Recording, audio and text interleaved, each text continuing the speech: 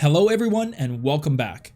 In this video, I'll be going over how we handle hard-packed snow and ice and go in depth about our ice management program.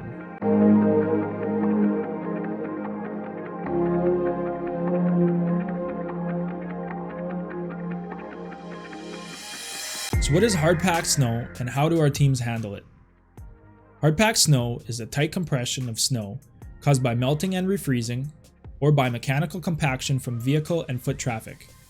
Basically, it's the caked on snow that's still left behind even after shoveling your service areas. Besides looking messy, hard-packed snow is also a safety concern. It can reduce traction and lead to a potential slip and fall.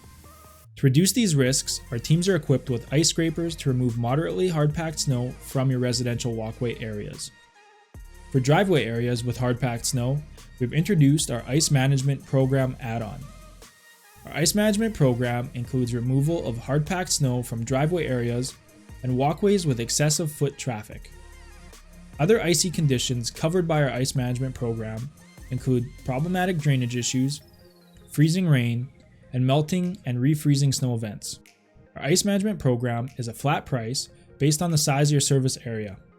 The program covers the duration of our snow season, and payments are split into 5 months and outlined on our invoice.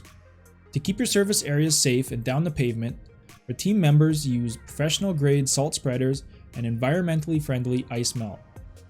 Crews are dispatched automatically after any freezing rain events and apply ice melt when required during regular scheduled snow events.